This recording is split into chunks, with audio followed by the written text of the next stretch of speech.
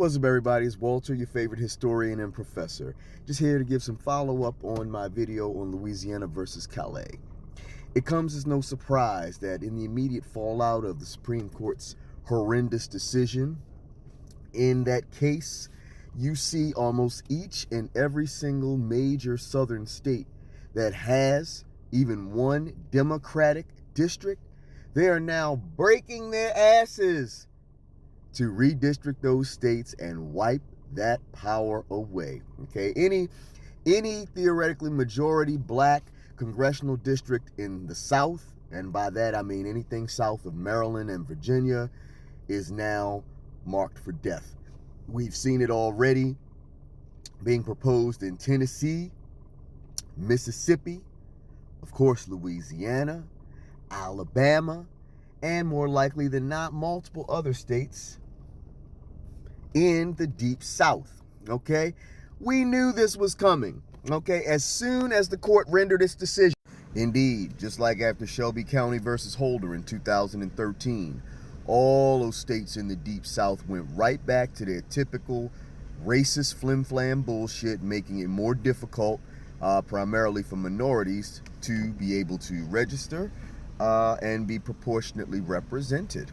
So it's the same thing here. I mean, a lot of those states, like I said, including Mississippi and Louisiana and others, already had contingency plans in effect waiting for the Supreme Court decision, so that the moment the court ruled that the second majority black congressional district was somehow against the Voting Rights Act, that they could instantly get right to work in eliminating these majority black congressional districts in the South, diluting black voting power in the South, giving all voting power in the South to Republicans, and thereby essentially entrenching their power down there till kingdom come. All right, it's one thing to be able to cast a ballot, but it's another thing to be able to cast a meaningful ballot, a ballot where your vote will actually have an impact and force. Okay, and the way they will redraw these districts, most black voters in the South, their votes will really and truthfully, especially in these congressional districts,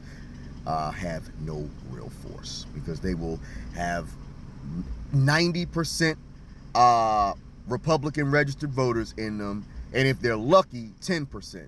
And so the black voters in those districts are essentially going to be squeezed out and be powerless. That's the whole point of them creating majority black Democratic congressional districts anyway, so the black people down there would have some sort of proportional representation. But the court has said that exceeds congressional power to enforce Section 2 of the Voting Rights Act, and that the Voting Rights Act covers only intentional discrimination. Okay, so these southern states, of course, can draw these discriminatory districts under the name of partisan redistricting, but in reality, of course, it's racial partisan redistricting, because most southern black voters, national black voters, are Democrat, and so it's just another way to close out that branch of the election.